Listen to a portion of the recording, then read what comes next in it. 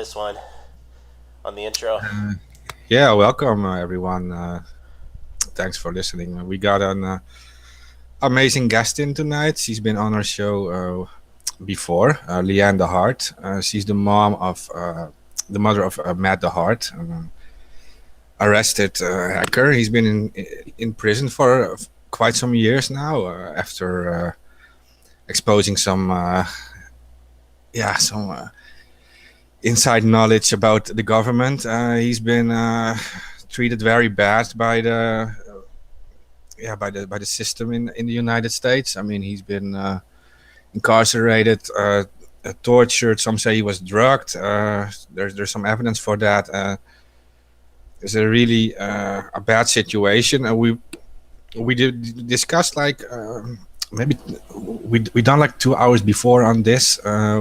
So we asked Leann to come back to kind of like give us an update on the entire situation. And Leann, I want to welcome you tonight with us. Thank you, John. It's good to be back.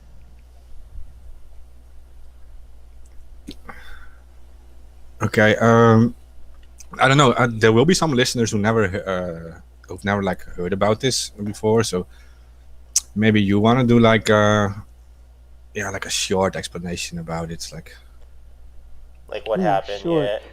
Or we can do the long version. I mean, we got like 2.5 hours. yeah. Oh my, yeah. No, I don't know that anybody wants to listen to the long version. um, oh my. Well, let's see. My son Matt is in prison, and he's been in for almost 7 years now. And it started way back when in 2009, 2010, when he discovered some information that had been uploaded to his server. And this information was, I think, uh, by an FBI person who wanted to leak about the anthrax attacks. And Matt had been an activist for quite a while, since he was a teenager and part of Anonymous. And I believe the agencies had been following or trying to look at him for a long time. Anyway, long story short, my son was tortured for the information that he had. He was smeared by the government using a chat log to say that he was enticing teenagers or a teen for child pornography. There's never really been any evidence of that at all, but he's spending time in prison on those charges. And he ended up taking a plea deal. And of course, I'm moving very quickly because a lot of stuff happened in between that time. But he ended up taking a plea deal after we had gone to Canada for asylum for the torture, and the government there had asked us nicely to leave and said that we had a working justice system and they would do right by us. And you see, my son's in prison. They didn't do right. They've never even acknowledged the fact of what they did to him. But anyway, he's sitting in Kentucky in a federal minimum security prison. And he was supposed to be released few a couple of weeks ago, would have been his actual release date.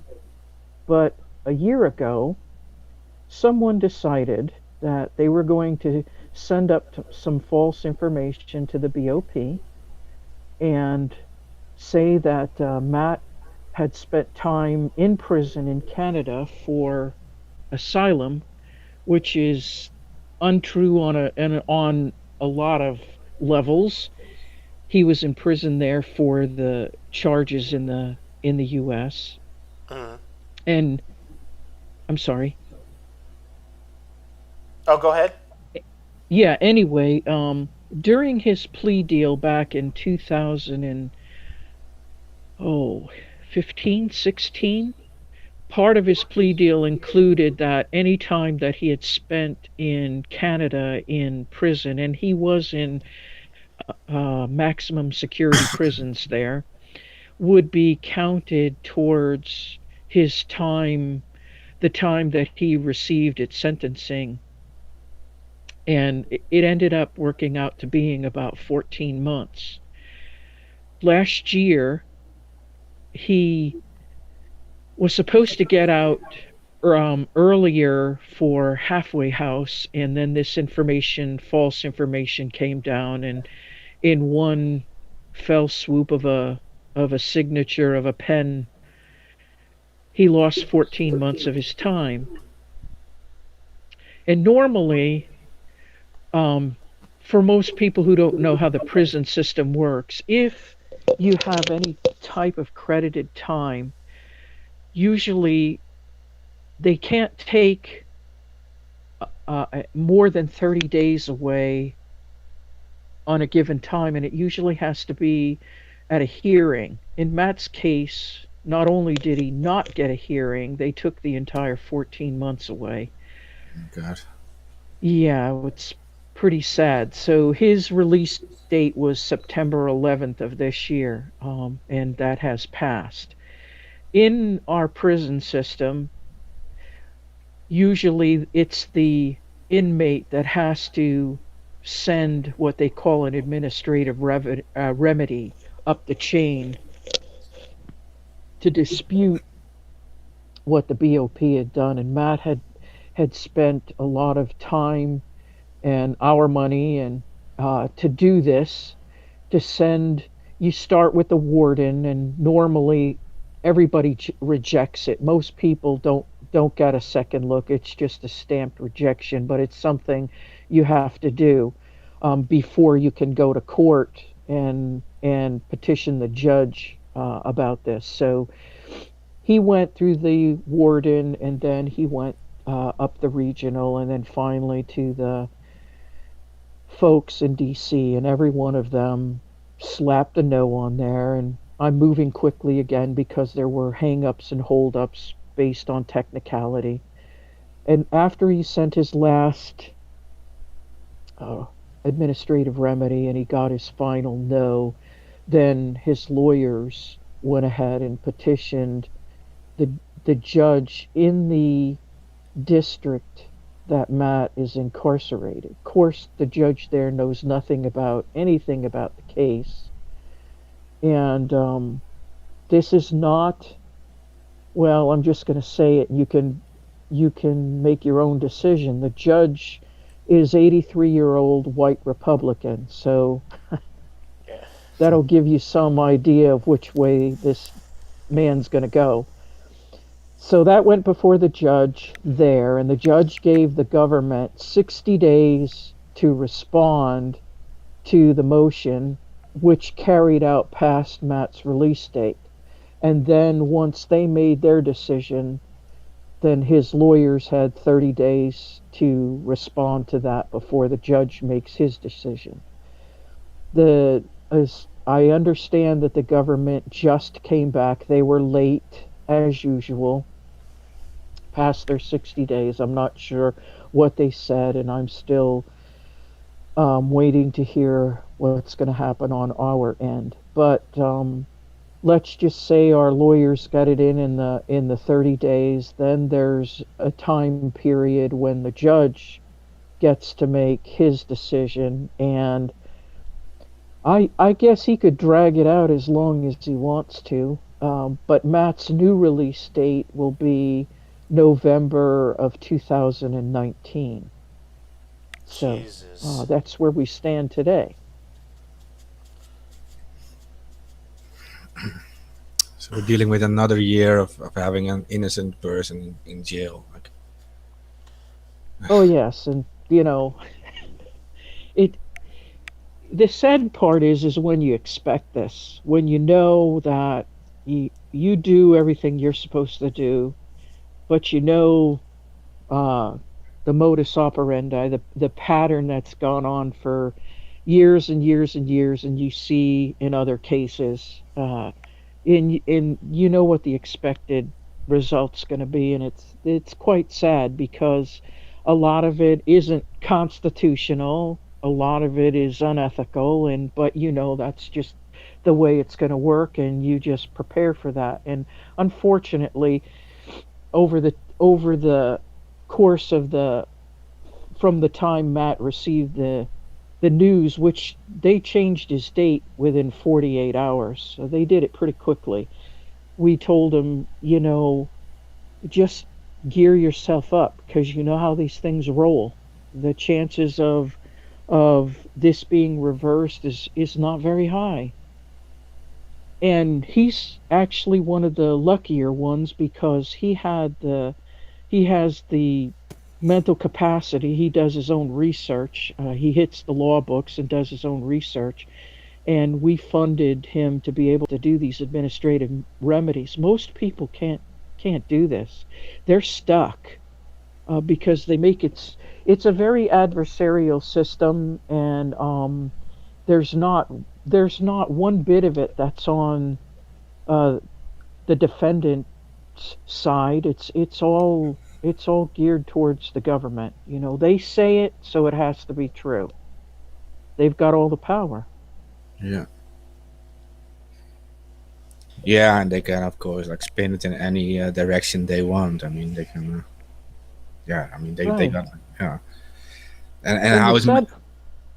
Go ahead. I'm sorry. no, I wanted to ask like how is Matt like feeling in this entire situation? Is he positive? I mean, how Well, is it? he has his moments where he vents, and he's not a happy camper. um, because it's very discouraging, disappointing when you hold out some hope that there's going to be somebody who does the right thing. There's going to be somebody that's ethical in the process, and you find that generally that's just not the case. But the good thing about Matt is he doesn't dwell on stuff and burn himself out with it. He usually finds other things and other people to focus on. So I'm really really proud of him. He started thinking about some of the things he wanted to do if and when my kid ever gets out at this point.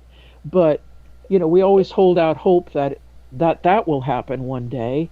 And in the meantime, he's doing some research on sustainability, food sustainability to be specific. And what he's done is he's done a lot of research, and he's included a lot of the other inmates in the process. So they're all researching, they're all coming up with a plan, and it's even got their families involved where they're sending in materials, and everybody's really excited about it. And if it comes to naught, and I hope that's not the case, there's it's been a wonderful distraction for a lot of people, and it's given them something else to think about and a possible hope that when they get out, there'll all be already be a researched plan in place, and that they might be able to do this wherever they're going to be released to. And so I've gotten letters and notes from some of the other guys that have just been really excited about this, and it's a good thing. I mean, anytime these guys can focus on something other than where they're at and how much time they've got left to do is and it's positive, is a really good thing. So he's very excited when he talks about it, and we're hoping that that might come to fruition one of these days.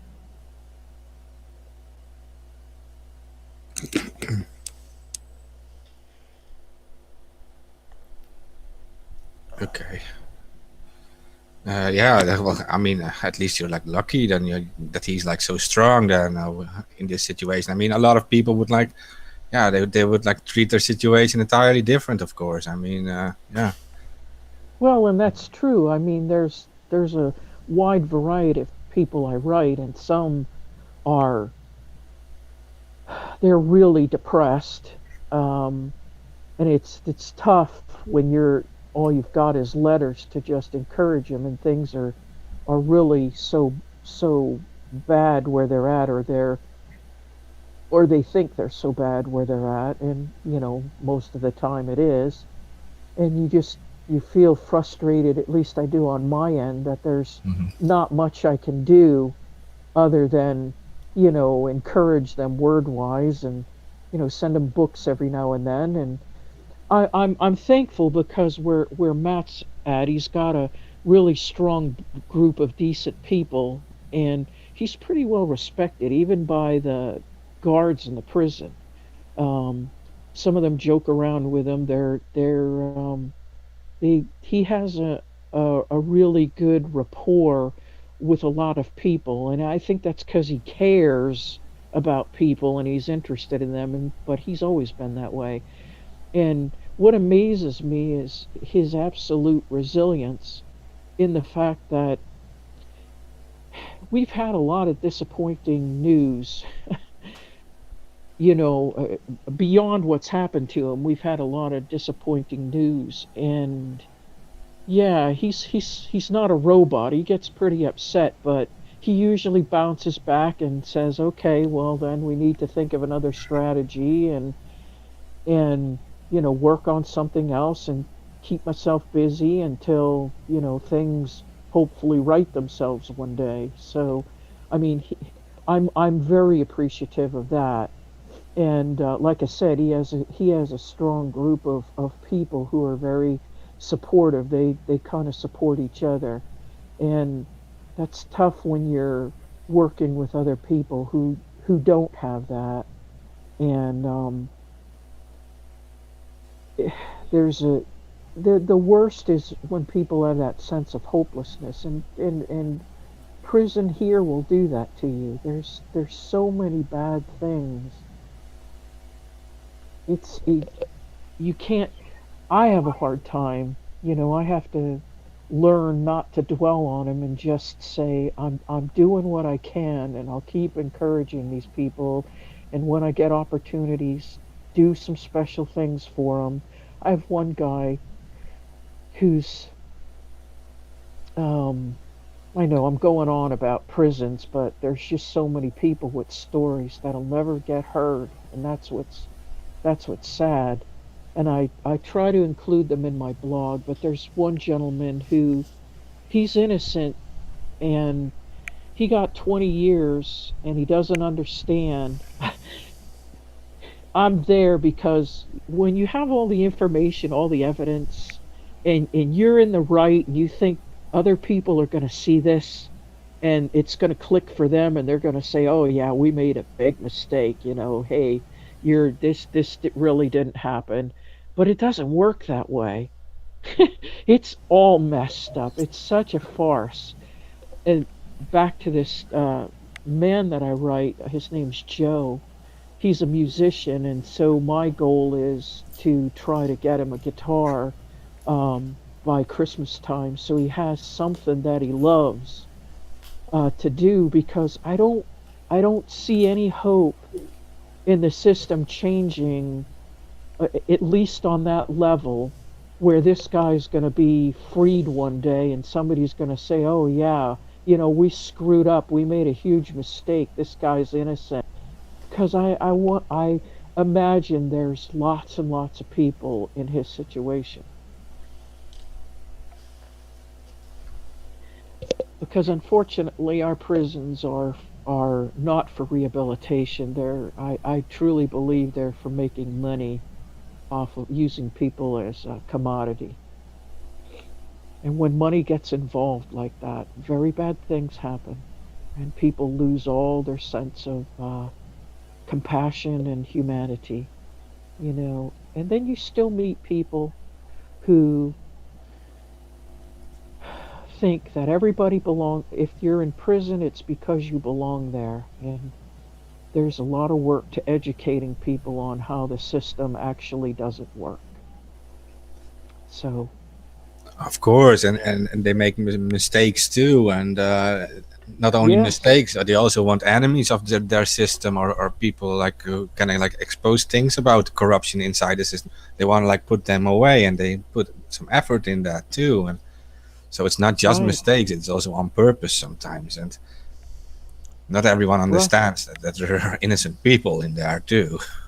Exactly. Exactly. And the numbers are staggering. Um, and I come across people all the time. I had written a man a while back who was in life. He was in prison for life for weed. And I, Jesus. yeah, and I just, well, you take you two guesses the color of his skin and why. And it just boggles the mind. And what boggles the mind even more so is people who are okay with that. Well, he shouldn't have been doing that in the first place. Seriously? Really?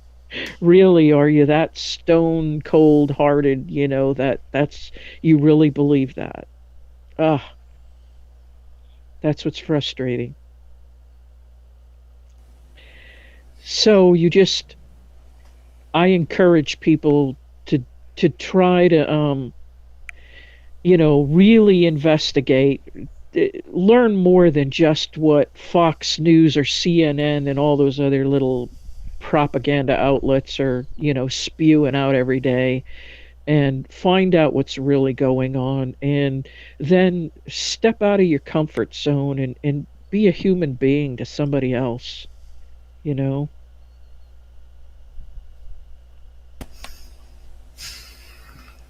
Yeah, and that's the difficult thing too for many, because they're not in a situation like that, and they get all their info from the media, and they might not be in touch with people like you who got like actual experience with this system. And I don't know. I think they could start with following you on Twitter, for example. They would learn a lot more than from their Fox News or CNN.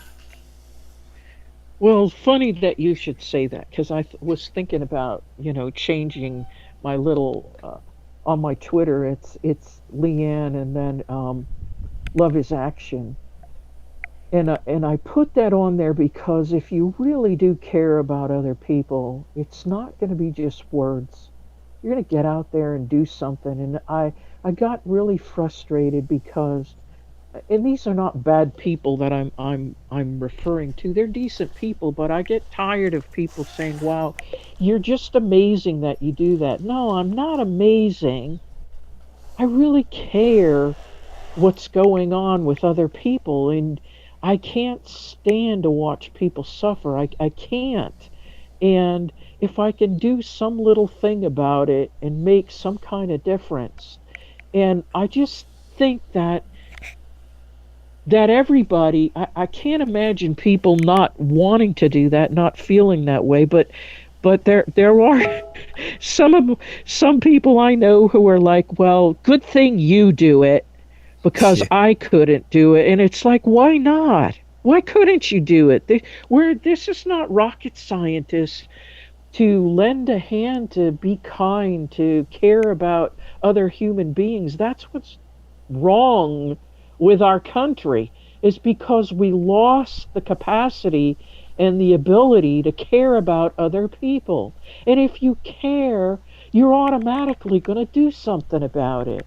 I'm not saying you're going to, some people can get out in the streets and march, and yay, I'm happy for those people. Some people can go to the fence and and and they'll end up being jailed because they've spoken out, and I'm glad for those people. Other people just do things quietly behind the scenes, but they're doing something. And that's the whole point. It's action. It's not just saying, well, I think about you all the time, or I think about them, and yeah, things should change. Well, they don't change by themselves. They need a little bit of an impetus. They need some people power to change, you know? But I want to also say to the people that are out there all the time and nobody knows they're doing stuff and they're doing major things, even little things to make a difference, then I say, I want to hug you and shake your hand and say thank you for doing that, you know? Because I get guys from prison who say, you're the only one who writes me. You're the only one who cares about me. And I thought, well, that's my little part on this planet. I'm doing that. But it's kind of sad. I'm thinking how many people don't have anybody to reach out to them. Or, when I stop on the street and talk to a homeless person and hand them one of my bags, they're like, you're the first person that noticed me and talks to me. I had a lady the other day. I was driving. I was stopped at a light, and I knew it was going to be a long one. And she was just standing there with her little sign. And I said, "Come over here. I've got something for you." And she just started telling me her story, and we were just hugging and crying, while we're waited at the light. I mean, I'm sure other people around us thought, "What are is going on over there?" But you know, I don't know. It doesn't take much, I don't think. It doesn't take much. You can start off small.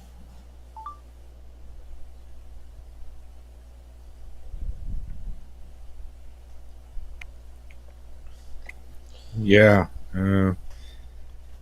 Yeah, Tyler, you might know more about this American system of. Yeah, I last time I think we talked. There were like some special stipulations of his parole in regarding your husband's work that they were like in conflict with each other.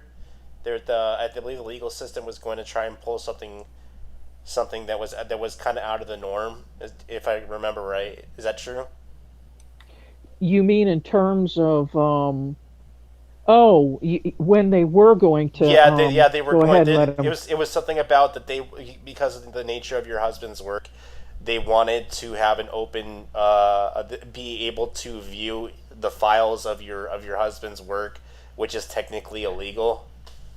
Oh, yes. Oh, I'm glad you brought that up. That's our reason for leaving the state we were in just before the information came down, the false information that caused Matt to lose his time. Um, when they were going to release him and send him back to Indiana, we we knew the probation officer at in the city that we were outside of, a very decent human being, and she got switched out for somebody else that we didn't know, and a very abrupt, not the kindest person. And I got a call from her one day, and she started sort of laying down her version of the law to us.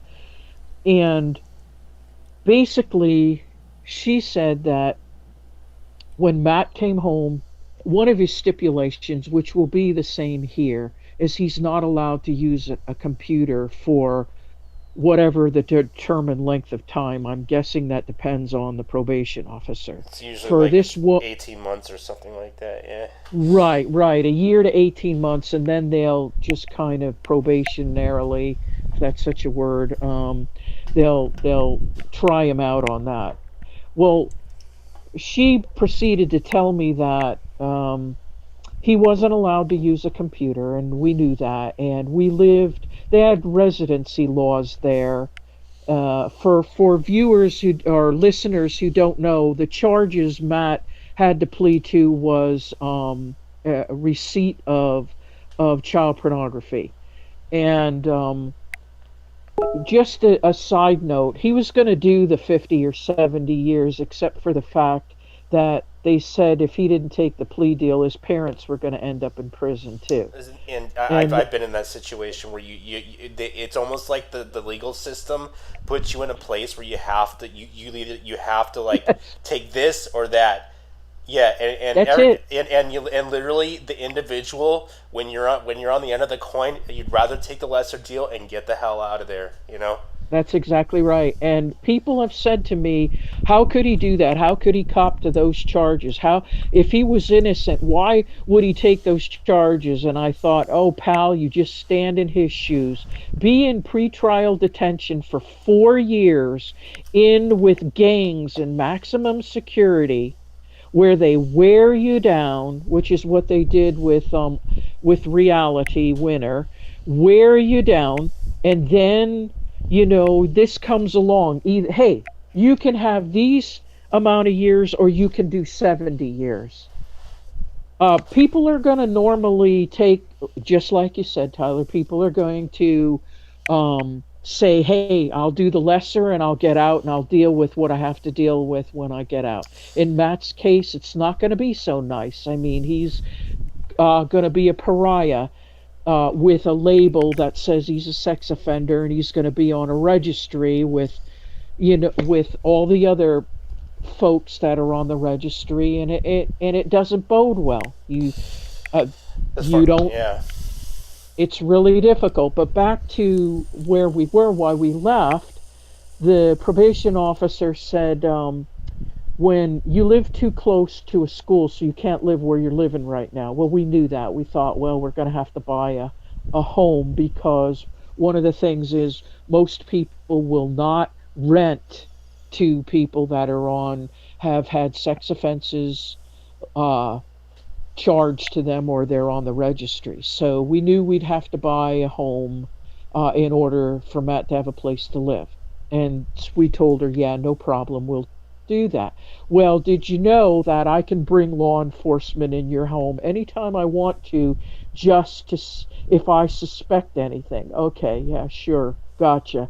And we can go in and make sure that your son is not on the internet, not using the internet, but we can also go in and check your computers, and you must give us your passwords and so on and so forth. And I'm thinking to myself, I don't think that's legal. It's not but legal, I'm not yeah. going to argue with it. Yeah, I'm not going to argue with this lady right now. And you're right. Paul works is a hospice chaplain. He has patients information that is he could be charged, and we're talking fines $50,000 to $100,000 for breaking HIPAA laws. And we're thinking, oh, this is not good. And these are the kind of people, that are going to stomp all over you because they think that you can. And the worst of it is she said, we have to approve the house that you buy and where you buy it. Okay, I'm thinking, all right. Well, that's weird. Yeah, that's a little weird. Yeah, a little weird. And then the caveat was, well, if you move and buy a house, and 2 houses down the road, somebody decides they wanted to open a daycare, they don't have to do that. All they have to do is say they want to do that. Then you all have to leave. And I thought to myself, well, fat chance, lady, this is not happening. And in 3 months, we packed up everything and moved halfway across the country to a place that doesn't have residency laws, and squirrely, at least the probation officer I talked to here seems sensible, and, hasn't made any threats. And Matt had to be approved to come here. So that was a big risk for us. And once he spoke with us, I think he got Matt approved within a week. And so that, to me, that was a positive. And then, we'll have to take every day as it comes, if and when my son ever gets out of prison here. So, but yes, every time. Go ahead. I'm sorry. No, go ahead. I was just going to say, every time it seems like, this is about to happen, something else pops up, and it's like, okay, wonderful. What are we going to have to deal with next here? Yeah, and when I hear this entire story about this whole sex offender thing and everything that would happen when he gets out of jail, I'm thinking this is not just to discredit him. this is also like to keep like a watching eye on him for the rest of his life, or at least they will attempt that. Right, and to make it, they make it so difficult that you're easily violated, so that you end up back in prison. Yeah, yeah. Does this is a kind of an odd question, but when Matt gets off parole, I mean, does he have any plans of staying in the United States after all of this stuff? Like me personally, I would question living in the states after all of this. You know? You know, I would tell you what he's thinking, but um, I don't. There's certain ears I'm just hesitant, but I know that, I gotta tell you, Matt always tries to look for the good in things, and he'll make an effort to do. Um, and he always says we always got to stay above board, and we have to do the right thing. Well, yeah, and I remind him we have done that, and look where we're at. And I mean, that's not a suggestion that we start, doing things we shouldn't do, but I remind him, yeah, we continually try to do the right thing. It's not, the problem is not with us. Hmm. It's not with us. It's with our justice system, our Department of Justice, and its delightful agencies. That's where the problem lies. But and I'm sure lots of people can speak to that and say absolutely, here, here. But I don't know. I just in case, I don't know what his plans are. Once it's a long parole for him. Most people in his situation, it's usually 3 years. Hmm. They gave Matt 10 years. Holy smokes! Yes, 10 years.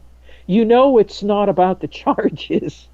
You know it's not about the charges. It never has been. And even the people, and I think that's why, the folks at the prison where he's at sit up and take notice, because so many of them have said to him, this doesn't happen to the average inmate here. This kind of crap doesn't happen, and it's like, well, it's because it's not about the charges. It's about something different. It's about, and I mean, we see how things work. Not only is it adversarial, it's extremely vindictive, very vindictive. And you can see the lengths these people will go to show their vindictiveness. It's never about justice, it's never about truth, it's never about ethics or honesty. It is vindictiveness. We are the power. We don't like what you said or did. We're looking at you, and by God, we're going to make you suffer because you made us unhappy. That's it. You made us unhappy. Yeah, you made people doubt the reliability of the system. Like, uh, we already know it's not about these accusations, because that's even the reason he is even in the United States now, because he applied for asylum in Canada, and they said like there are no foundations for these accusations, but we believe the United States justice system is like reliable enough for him to have like a fair trial. Right. It's pretty much what it And said. Like, and we've even asked for investigation into the torture, and not you. It's like crickets out there. It's absolute crickets. Nobody wants to touch that with a 10-foot pole. there are medical records of him being drugged even. Yes, there are medical records, and there's even some FD 302 reports. Those are federal reports that someone forgot that they had written out, and it ended up being released. So there's enough evidence to show what happened. And I've had lawyers from other supporting or involved with other people who have taken a look and say and have made the comment, nobody ever has evidence to show that they were tortured. You get that, that's right there, that's a little gem. But it didn't do Matt any good. It didn't do him any good at all. You know, they the problem is in this country everything is scripted. You know, it's not like you can get up and say, "Hey, but what about this?" You're not allowed to say anything. You're not allowed to really defend yourself. And if you choose to go that route, boy, are you ridiculed, um, and all kinds of stumbling blocks are put in your way for you to be able to do that. And besides the fact that the government, if they decide they don't want you to have any evidence or the judge to see any evidence, it's not going to happen. They hold all the cards. So it's not a fair system at all.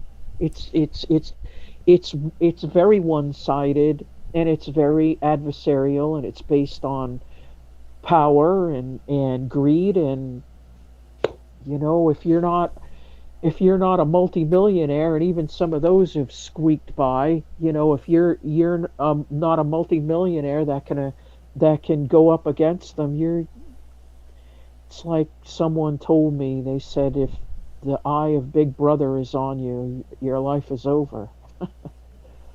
And Yeah.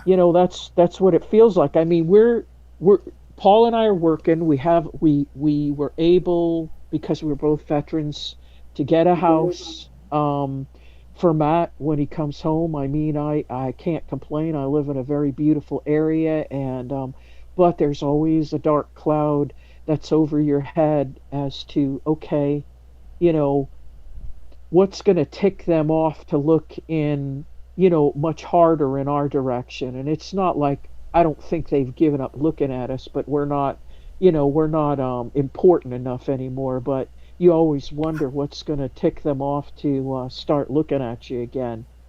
It's not a good feeling. It's really not.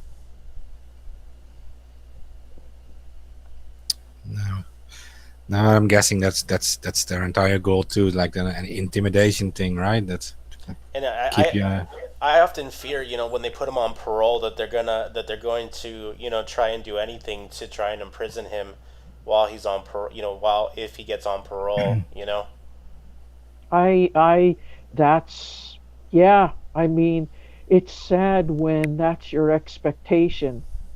Is how are we going to even how's he even going to survive, a year, never mind 10 years, with these people, looking at him. And you're right. That's the expectation. And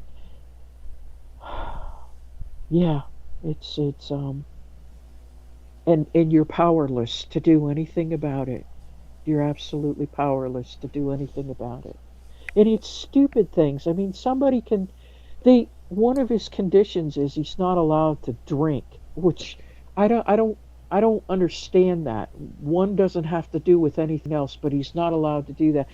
And if someone comes by and throws a beer bottle on your lawn, it's automatically he's violated, because it's understood that you're the guilty party. It doesn't matter. It's on your lawn, you're the guilty party, so you violated, so you're back in jail. And I'm just hoping by then, they got other things to focus on. I don't want to say people, because God help them. You know, God help those people that they're focusing on. But I don't know. You're right. You're right. It's almost scary. This is a terrible thing to say. I I want my son to come home so bad, but I'm scared for him to come home. I really am. I know where he's at. He's safe. Um, he is fed. He sleeps. It's not. It's wrong. It's not a good place for him to be in. But it's. People say to me, "Oh, it's going to be so great when he comes home, and things will be. You'll see. It'll be wonderful." And I thought, that's just the next segment of the nightmare. You have no idea. You have no idea um, what could happen to him when he gets out. You know, You have no idea. Well, yeah, I remember like the day before I got off parole. There was a sting operation trying to get me incarcerated the day before I was about to sign my discharge papers. So Wow. they try the system literally tries to keep you in as Right. all this petty stuff. Well, Right. like the pressure, they'll even they'll put okay, well you can't drink or be around people that do, and then this is some of the things they've done with water protectors is they'll come by and arrest you and say, oh well, you looked like you were intoxicated. Well, did you do a blood test? Did you do a breathalyzer? No, he looked like he was intoxicated. Arrested them, and that's a violation. And then it takes you, 3, 4 weeks to prove no, I was just walking down the street. I have no idea what they were talking about. And they like to use those strong arm tactics against people that ultimately speak the truth. Like that's at the end of the day, at the bottom line, that's what they're attacking is people speaking the truth. There's supposed to be protections and whistleblower protections and all these protections that people that would say, hey, there's something wrong going on over here, the people have the right to know. And then when somebody does that, well, then they incarcerate them, beat them, or do like they're doing here. Um, it's sad to see, but these are all tactics that they do use. Um, but the Right. So important they claimed you were like intoxicated. That's what the sound was like dropping away a bit, but yeah, said like with the water protectors with against like the oil pipelines and stuff. They claimed the protests were like intoxicated, and it takes weeks to prove they weren't, and it's like that another intimidation thing. exactly. Yeah, yeah. It's I did. Someone like in the chat says like lawyers never do the right thing as they are part of the same family. Lawyers are court members. How do you feel about your lawyers, Leann? I mean, did Matt have a good lawyer? Well, you never want to Yeah, bad mouth. You never want to bad mouth your lawyers, no, especially no, if they're listening. yeah, But it is. But what is it is truthful that um that is part of the problem. It's part of the whole system. It's interesting because I've I met a young girl from India who is here studying law we have in the city outside the city of where I live we have a law school, and she's here studying law. She also was in Germany for a while and took some classes and was studying law there, and I asked her, I said, what do you, and I think her answer captured it all. I said, what do you think about the lawyers here as compared to in Europe where you were studying? And she looked me straight in the eye and she said, they don't care about people, it's all about the money. And I thought, wow. And she said, I've learned a lot about American law. And she said, and I'll finish up my degree in Europe because I want to be a human rights lawyer. And for all those lawyers out there who really do, work within a very bad system and try very hard to take care of their clients, I applaud them. I really do. I applaud them. I know I have a couple of friends who are those kind of lawyers. They one of them, I think in particular, went to prison, and yeah, they will they will lay down for their clients, and unfortunately they're the rare gems, in the system. Most are not. Most, it's all about the money and the fame and the power, and it doesn't really matter. We had lots of lawyers, and I found, I thought, is it me? Is it did are we were we the problem? But as I meet people going forward loved one had done time or is in prison, it's the same kind of thing. They've gone through lawyers like they've gone through socks, and it's it's really difficult. It's very difficult. And on in their defense, it's a very hard system to beat. Um, and so I think they have to play the game in order to stay in business. And some of them do try to do a good job for their client, and others are, we have some very, very bad jokes about lawyers, and I've met some of those kind of lawyers, and the jokes fit, you know. So I'll just leave it at that. I will say that when Matt was in Canada, and we had a pair of lawyers that fought for him there. They were absolutely outstanding because they have a different view of their legal system and the people that they fight for, and it's not about thousands and millions of dollars, just to do your job, if you're really even doing your job. And so I appreciated them very, very much, and I'll just leave it there. Yeah. Yeah, I was particularly interested because I thought like if you're dealing with like a corrupt system, then perhaps they assign like either like totally inexperienced lawyer or yeah or They someone give you like they give you a public, call them public pretenders, because they pretend to help you. Yes. And basically what they do is a public defender really doesn't give a shit about your case or helping you out, and they're almost as worthless. They almost it's almost better in the long run to get a little bit in debt if you can't find a lawyer, just to get a lawyer, just so you have somebody that actually will will do something better than what the public defender does. I mean, like, and the lawyers here in the United States are like, well, we have some good lawyers that we know that actually do some good work, like Jay. yeah But he really does care. But a lot of lawyers, they don't give a shit, and believe it or not, a lot of them charge by the minute. If you're not really aware of that, they literally charge you by the minute, and an hour's worth of consultation can be anywhere between $500 to $1,000. Right, right.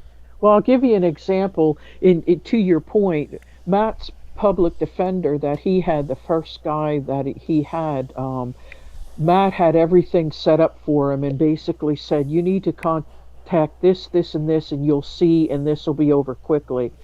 And his public defender looked at him and said, shut the F up. I tell you what to do. You don't tell me what to do. And that was the relationship.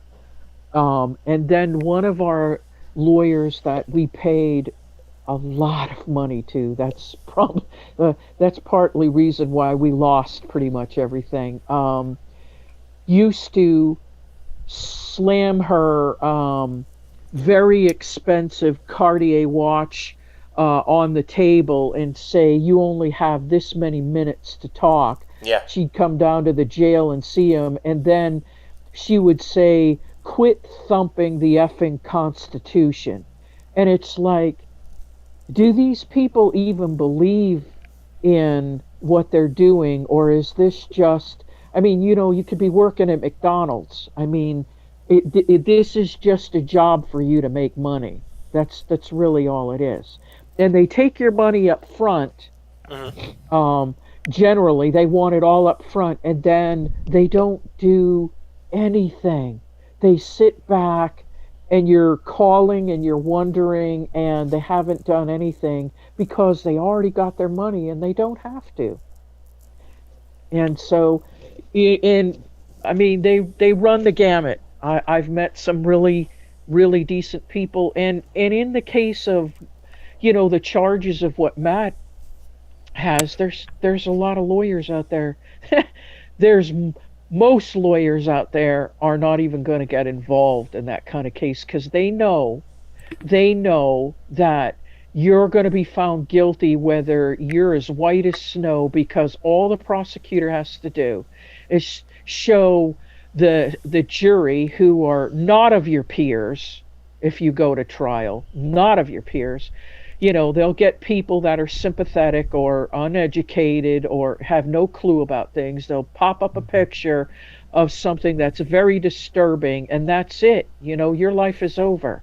And it may not have anything to do with you, because what we found out is, and I've checked with other people, and it's very interesting, the government keeps a cache of some very bad stuff, and they just recycle it and use it and say, oh my, this is what was on, Johnny's computer, or this is what we found on so and so's hard drive, and this and that. It's the same stuff they use.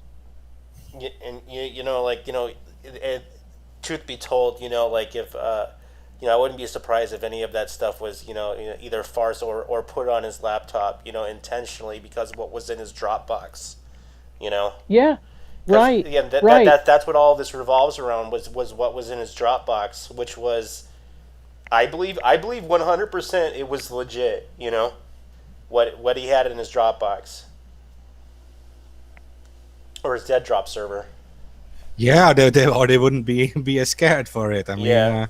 of course. Yeah. Right, right. Or we would have gotten, I mean, all of the equipment that was taken from our home, which was his computers, other people's computers he was fixing, my computer, my husband's computer, my cameras, all that stuff. That stuff has never been returned. Never been returned. I just find a lot of, well, I find this stuff very interesting. At the very least, it's very interesting. Yeah, and it already shows that they're scared of it, because you could easily downplay it and just say like, yeah, he's accused of this and this, and he's like uh, put away for a few years, but to put him away for 10 years and take all the equipment and all, something is up there. Like, I mean, anyone can see that. This is Right, yeah, right. they're scared of it, and probably they're scared he might have this info somewhere else too, and he might still. It teach you a Well, lesson.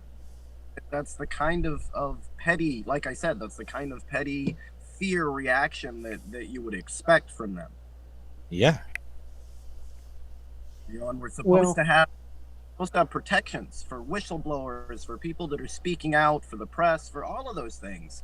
And anytime when it's obvious that they're dirty in something, their reactions just prove that they are that dirty. right. And the thing is, I mean, you could do a lot of terrible things, but if you embarrass them in any way, that's worse than anything. If they perceive a threat to anything economic, that's it. They'll squash you like a bug. they They'll need the squash you like a illusion of bug. this. They need the illusion of this untouchable Big Brother kind of system, and the moment you like get like a hole in it, or you identify a hole in it, it scares them so much that like they're like afraid to lose like the control, that they have this reaction, I think. Right, right, right.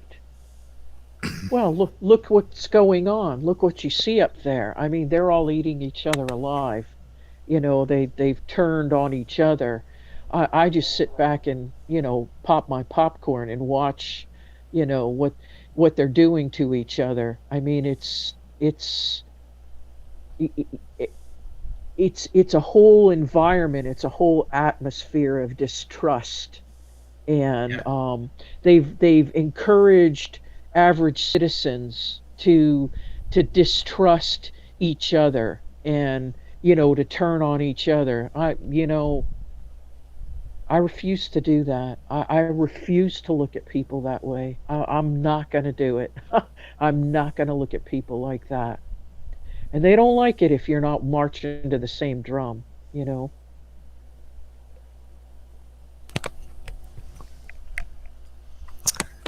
Yeah, I know the system here in Europe is not much better.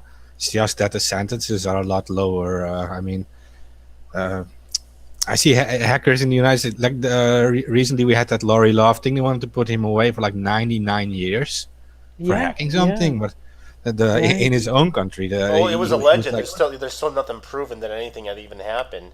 They wanted to give him no, no, no. 99 years on allegations. Right.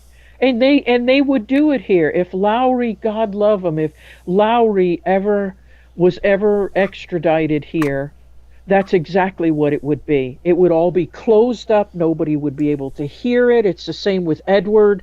If he was ever decided to make the trip back here, his life is over. That's, I mean, it would be closed. No one would hear about it. It would be all allegations, and that would be it.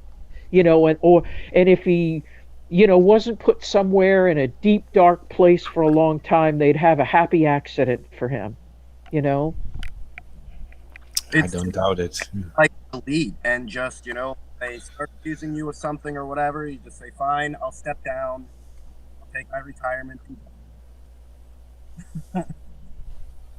When it's on our side, they've got huge, long prison terms. But if they're corrupt on their side, they can just step down from their position, and it's fine. Oh yeah, they just step down and then they're replaced. Yeah, if you're the CEO somewhere and you steal a bunch of people's personal information and you get caught doing it, it's fine. I'll just step down. Sorry, guys. Yeah, and you get a bonus on top of it. Yeah. All of that stuff, whatever you have, your stock options, all that good stuff.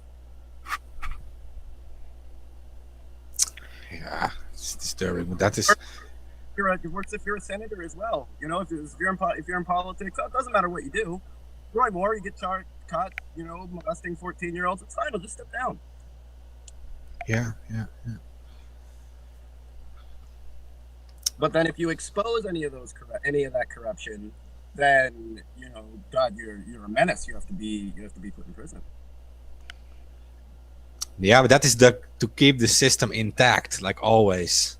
I want to keep the system intact and this illusion that it is one system and it functions well, and they are just replaced, and this function that the system is still working. Well, Yeah. you know what is even more disturbing? Something that hasn't been talked about, and it's something I've known from being in and out of the system, is that the criminal justice system puts people inside of the cells, inside of the systems with high profile cases to gather up more information against you on your case. Yes, it's funny that you should say that because we've had that conversation a number of times, and It's true. um, Matt has told me that there's a couple of people he just avoids them, and he said, "I know I know what they're doing," and he said it's like every time I'm in their vicinity, he said the sirens are going off in my head, and he said I just will not play the game. And they've done that to him. I remember when he told me, I laugh about it now, it wasn't funny then. Um, when he was first incarcerated, uh, he was in a regional jail in Kentucky at the time. And I mean, there's the most of those people are, a lot of poor people and pretty much people of the area. But they had pods instead of cells, and they'd always shove a whole bunch of people in there. The guy that they shoved in there with him happened to be Russian, and he happened to have a magazine that had drones on the front page. And I'm thinking to myself, how absolutely, you know, yeah. I mean, like, nobody's going to figure out what you're doing. And here's this guy asking him questions on, what do you think about drones and this and that? And I'm like, seriously? And they've done that to him a number of times. Hello, comrade friend. Yeah, yeah. I'm like, really? Really? And they, unfortunately, when he was in Max in Canada, they put him in the same cell. They had two men's cells there, and the prison is built like, it was built by an American company. Go figure, right? Maximum security, and the gentleman they put him in with was on one of the most wanted lists as a terrorist. Jesus. I know, and you would hear him sigh, and he'd say, you know he said what so bums me out, he said, is that these people think I'm that stupid, that I'm not going to figure out what they're doing here. He said it's very insulting. Oh, Yeah, Wrong. because Matt was former military. He was an intelligence analyst, right? yes, in the Air Guard. Yes, Yeah. and So he's a smart guy. he aced the ASVAB test, and he's very, he's a brilliant kind of person, and he sees things, he sees patterns, in things. And I guess some of the most frustrating, he would tell a lot of his lawyers, this is what's going to happen next. I'm telling you, this is what's coming down, because I know how these people work. Oh, no, no, no, Matt. And then here it came. And here we were at a huge loss on things, and I guess that's probably what frustrates him. And the thing is, he could be arrogant about it, and he tries really hard not to be. He tries really hard. He said, Mom, I could be very arrogant person. He said, because these people really are stupid. And he said, but I really try to, come across as, someone who's not arrogant. And, hey, have you thought about this? And he said, there's just some fields that's not going to work in. It's just, people are just not going to accept that. And I said, yeah, I know. But yeah, he really is a pretty humble guy for the most part, and I think that's what people notice about him. He doesn't really toot his own horn. But I remember years ago, before I realized what my son was an activist about, he would always tell me, it's never about your ego. And I would always say, what are you talking about? What are you referring to? And he would always look at me and say, you can never let things be about your ego, because that will be your downfall, and that's not what it's all about. And it wasn't until much later, when I realized that he was part of the community, that that's why he was saying that. That Yeah. it's not about me. Check your ego at the something. Exactly. Uh, Exactly. I will, whether he wants to toot his own horn or not, or not, as somebody that also was Air Force. Brothers and sisters listening, acing the ASVAB is no small task. Um, Yeah. I I am a smart, and I was so I test some absolute things there, but that's why the people that are able to step back and see the system for what they are. Right. And there are people that are just intimidated by other people. I remember the prosecutor always saying, you're not that smart. People don't think you're a big deal. You're not that smart. And I would think to myself, why the hell does this lady keep saying this? What is her issue? Beyond all the other not so nice things about her. And I'm like, what is her issue? And then it came to me afterwards, is that it wasn't just their little local district that was getting fed information. They were dealing with people from DC, and it just infuriated her, that here's somebody that I don't know, maybe she was, who knows, maybe it was offensive to her, whatever. But it's all these things that I was telling someone the other day. It's like, when glass shatters and you got pieces all over the place, and you're trying to put stuff back together, and you can't find the pieces, and you don't see the whole picture. And then later on, as time goes by, and stuff starts, you start learning more stuff, then that piece that was out there that you couldn't find, you can snatch and say, oh, that's how that fit in the picture. Because I would always thought, I'll never find the answer to why these people did what they did, exactly what they screwed up on a lot of things and to try to cover themselves, but there's certain things you can only guess at. Like I always follow stuff about parallel construction. Ooh, that's a bad thing to talk about, but I know that happened in Matt's case. I know that.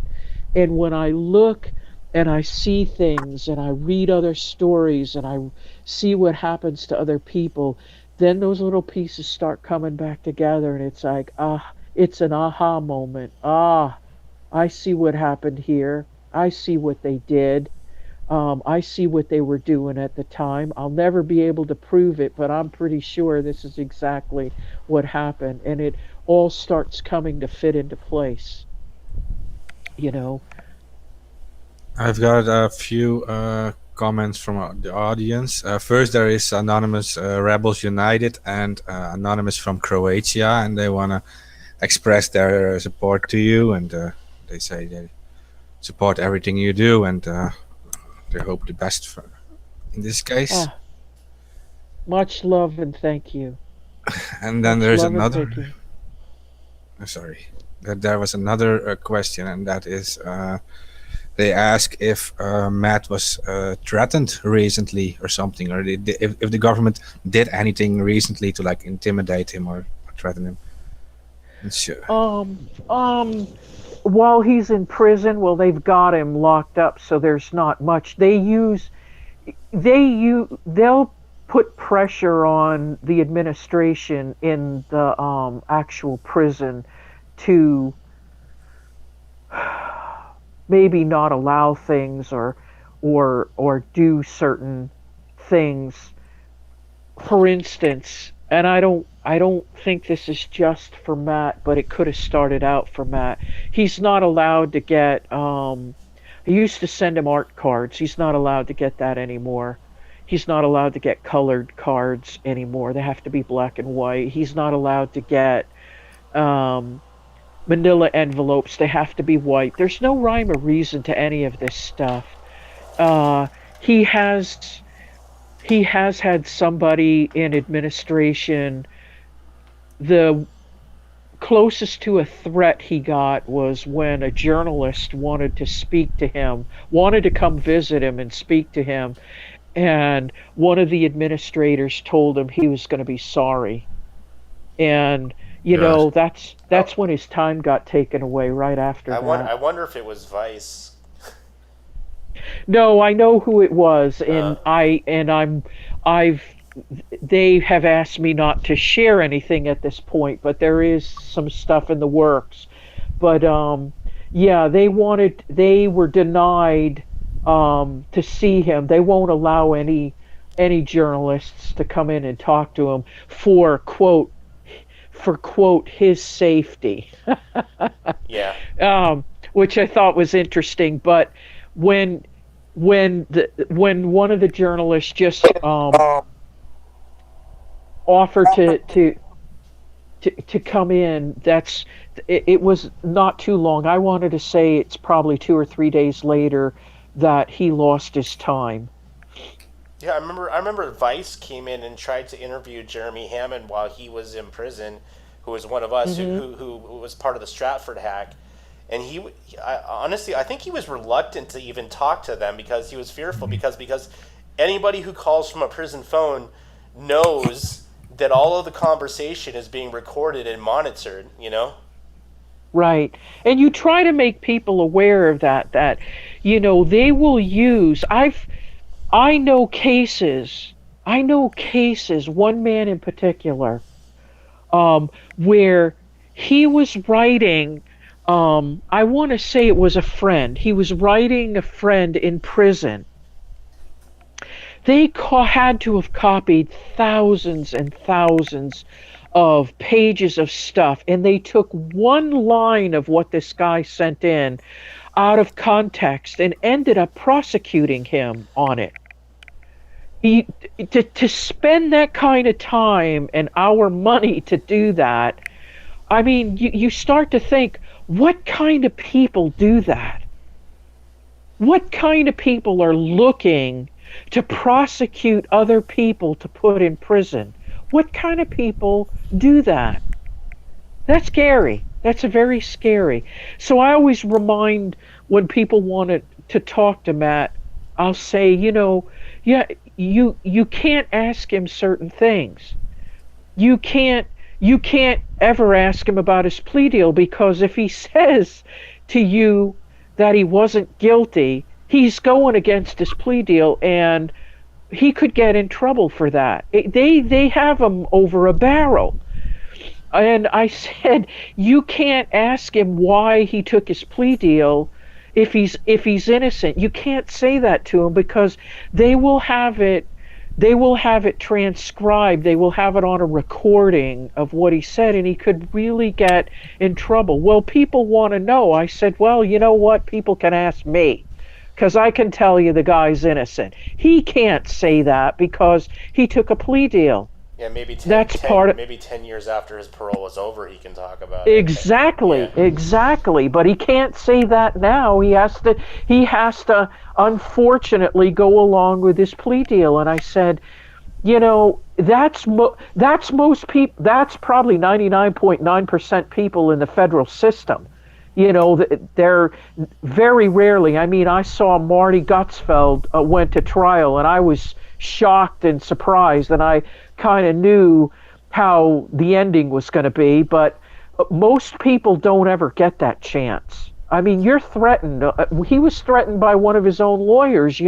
If you go to trial, I'm going to make sure you lose, was one of his lawyers said early on in his case. Yeah, I mean, so Marty, no lawyer wanted to pick up Marty's case at all. Right. Yeah. Right. And I mean, here's a guy where he's actually got people, senators and other people agreeing with him, and I look back and I think, where did it get this poor guy? It's shocking. So, Just hearing that is shocking. I mean, the system is so corrupt. Look at the newest case of poor reality winner, and now they're going to pop her all across the U.S. They were pretty upset, some of her supporters and her mom, and I let them know this is a normal thing. This is what they do. Oh, are they doing that thing where they're moving around from prison to prison to prison to prison to prison to prison? They did that. They've done that to a lot of high-profile cases. Yes. And what somebody told me that they do this so that it's a psychological thing where they're trying to mess you up for your case. Yes, and to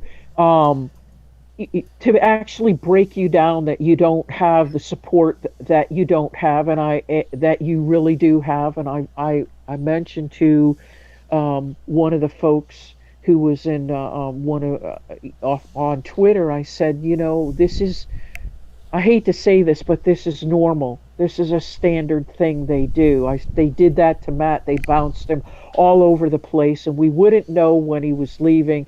The thing is, Matt's pretty industrious. He'd find a way to let us know. He was pretty good at that. Whether I'll say whether by other people, and then I'll just leave it there. He was always had the ability to let us know where he was and what was happening to him. And I said, just let her know that you're going to be following as best you can, and that you love her, and she still has her support, because that's what they like to do. They like to isolate you and say, you know what, you got nobody. Even Matt, who knows, still says, do I still have support? I'm thinking, oh my gosh. But I have to stop and think, he's been in prison now for, it's well over 7 years now. and that's what they do. They isolate you and they try to break you down, and you don't have information from the outside world unless somebody's feeding it to you, and then you've got to be careful what you're feeding people, because if the prison gets a hold of it and they don't like it, or they say it's anarchist or anything like that, they're going to toss it out, and you're not going to get some information. And then you always, that's the hardest thing for me. The really hard thing is to have an open conversation with my son. I always have to talk in code. And I thought, is there ever going to be one day when I don't have to talk in code? And I don't know if those days are long gone. Maybe they're long gone. Maybe for us now here in this country, it's always going to be about fighting for that privacy. It's always going to be talking in code. So the people that shouldn't be listening to you don't get what you're saying. And I'm not saying, people have said to me, well, if you don't have to worry about what you're doing, if you're not doing anything wrong, you shouldn't worry about it. And I'm like, oh, geez. And I remember a German journalist, I love this guy, he said to me one day when we were having this conversation, he said, you know how I solved that problem with people? I said, how? He said, ask them about their sex life. And he said, and when they feign shock, he said, and they look at you and say, how dare you ask? And you say, well, if you'd have nothing to hide, you can share it all with me. He said, better yet, ask them about their bank accounts. And there's the point right there. Nobody has the right to know everything about you. And it doesn't mean that you're doing anything wrong. I don't want everybody to know what I'm thinking or what I'm doing. It's none of their business. And I always mention to people, the ones that you put your faith in and you say it's okay that they're watching everything that you're doing, they are not nice people. Get it through your head. They're not good people watching you. This is interesting you mention a German journalist, because they would know about this from experience and history, because it was actually a famous quote by the Nazi propaganda minister Goebbels, who once said, if you have nothing to hide, you have nothing to fear. That's was a exactly Nazi right. propagandist. Yes. So Yes. Yep. And if you're not paying attention, and we don't know our history here. When you ask somebody, where the Eiffel Tower is, and they tell you it's in New York, that it's a real sad business here. You don't know your geography, you don't know your history. Your history's always going to repeat itself. The same kind of people come to power. Nothing's new, they just do it better. I often think how, the Nazis, or the Stalinists, I often think how they'd be having a party, dancing around like Girl Scouts, because they can see that we've gotten to a point here where we've mastered the way we do what they used to do. yeah, yeah. There's no arguing with that. I mean, all the systems are in place, and it all depends now who is in control of these systems. And when we look at it like this, and what's happening to to Matt, and then I fear that actually the worst people at this moment are in control. So yeah. Well, especially when you lose your Fourth Amendment right, which Matt has. Once the system has you by the balls, like they really, there's really, I mean, you can fight as much as you can, but really they have the upper hand. Well, yeah, they can destroy you financially. They can, destroy you psychologically, physically. I mean, you don't have, what do you have to work with when you come up against one of the most powerful governments in the world? You know, I don't know.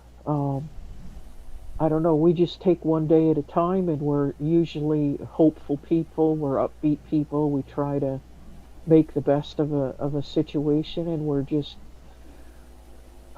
we're I I'm hoping Matt gets a second chance to get out and do something really um, fabulous with his life. But I know where I live too. I live in a reality that says my son's going to be persecuted for the rest of his life.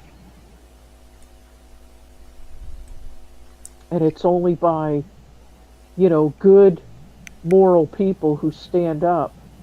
It's you go back to that quota,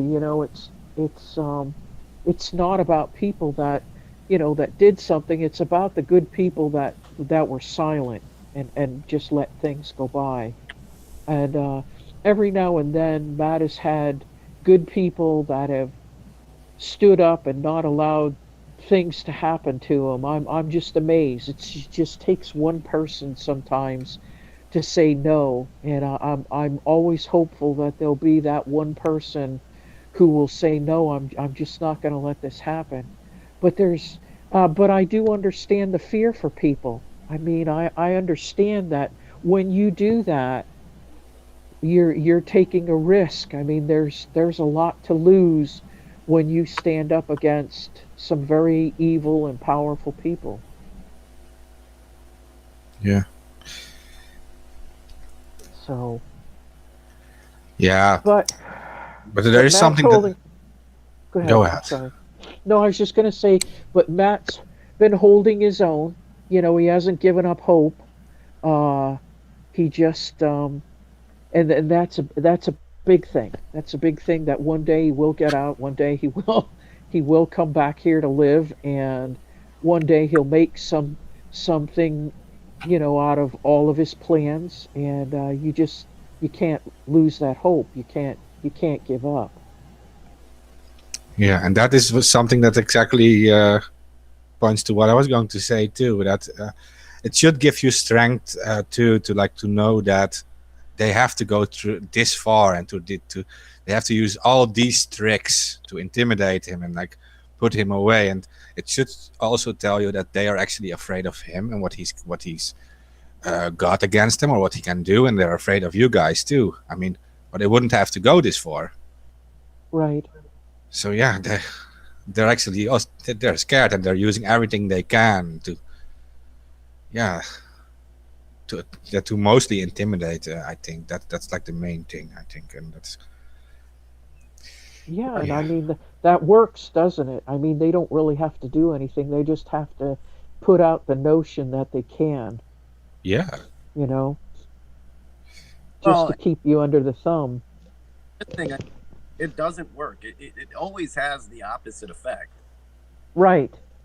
So at the end of the day, you can name off, JFK, Che Guevara, all of the people that they come down hard on. It has the opposite effects. WikiLeaks is more famous than it's ever been, right? Manning is more famous now than she's ever been. Assange, that story has not went away. Every time they try this, Leonard Petier, Red Fawn, go through the list. These names didn't go away. In fact, they're more well known now. People on coming down hard on them because they try examples of those of us that speak out. Right. Well, I just think truth is powerful. hmm And I always I always look, I remember as a kid, we had a concrete driveway, and I was always amazed how grass could get through the concrete driveway and even break it, even crumble it up. And I think about truth being that way, that I mean, you can try to cover it up, smother it, wipe it out, but it just has a way like grass of breaking through the concrete. And it may just take a while. You may have to do some suffering, while it's coming out. But I really do believe that truth wins out. And to your point, yes, Assange hasn't gone away, and Red Fawn, and all of these people who have suffered and are still suffering. um even Peltier, I mean, all of these people that their name is still out there. And even more people are coming to know who some of these people are. People who didn't know, like you said, Manning, who didn't know her before, they're coming to know her now. And it just takes some time, and you've got to be tell yourself, you know you, you got to be stronger than they are. And I always like what Matt says. They can do all kinds of things to you, but they cannot take away who you are. They're not going to take that away from you. That's And if it's something that they it's like, one of the things I said in terms of reality. I said, as she goes through the prison system, what a tragedy that this has been for her, and the whole situation. But as she goes through, people are going to see her. They're going to see her character and her integrity, and she's going to draw people to her. It's like a magnet there. And Matt's had the same thing, maybe not on a larger scale, because I really do think these charges have had a lot to do with it. People are like sitting on the fence. Well, I mean, I don't want to, put myself, associate with myself with a person who might, because of all the Me Too stuff and everything that's going on, legitimate stuff. It's really hard when you got people out there that are charged with these kind of things that really are innocent. And there's a lot of innocent people in prison that are charged with this kind of stuff. But still, I think, as people come along and they see and they read for themselves, and they start they start making the connection to, okay, this is the US government saying this. And we got to be a little bit skeptical here, because this is a pattern of what they do, and they've done this to a number of people. I mean, Matt's not the only one. There's a lot of people that have had this done to them. I find out more and more, how some of our agencies like to use this kind of stuff to discredit people, because they want to, shut them up. And that's basically how they tried to shut Matt up in this big thing, is using those charges, so that no one will, oh, who's going to believe somebody who's been charged with that? Well, the fact is, our US government has done some pretty nasty things, and it's not hard to believe that this is just another one of those nasty things they've done, you know. But Yeah, and like you said, there are many victims of this system. I mean, many people are being innocent, are innocent and incarcerated and like treated like this. But there is also a massive number of people aware of this now. People are listening to right. this. They're listening to many shows. They're tweeting and on other social media and all these things. What what can these people do to? Are there things you would advise people to do to actually help people like Matt right now? It- Well, yeah, I would say don't ever assume. You know, uh, and I learned this the other day when I was having a conversation. I'll always just throw up questions to people to see where they're at. And people assume that someone who's been charged with this, you know, first of all, if you don't, in the U.S., a child is considered, one day before their 18th birthday. So, you know what? If you're 19 and your girlfriend is one day before her 18th birthday and you're sexting each other, you might be, you know, okay. Uh, you could go to prison and be labeled as a pedophile, for sexting your girlfriend. In this country, if you stand outside, and pee on the beach, you could be listed as a pedophile and be on the sex offenders registry. My point in all this is that there's a lot of people that are on a sex offenders registry or charged with these charges that there's they're either innocent or there's a lot more to it than this isn't this is an easy, in my opinion, an easy crime. Either the stuff is there or it's not there. And in some cases, there's always circumstances. Uh, my heart goes out to, I'm thinking of one guy in particular. He's 28 years old. He went to Afghanistan 3 times and he saw his friends blown up by IUDs. 3 of his friends, and he blames himself for this. He got charged with having pictures of a 16-year-old, I think. We're talking about, these people they're not pedophiles. They haven't had, a lot of them haven't even had sex. They've got these pictures of teenagers, okay? And don't misunderstand me. I'm not condoning any of this stuff. I'm not saying people should have pictures of teenagers or it's okay, it's not a big deal. I'm just saying put things in perspective. A lot of times there's a lot of teens out there sending stuff. It doesn't mean these kids are bad. They're just sending stuff of themselves. Anyway, he got a number of years for having pictures. This guy never got treatment for, he's got severe PTSD and he made a stupid mistake. That's all it is a stupid mistake.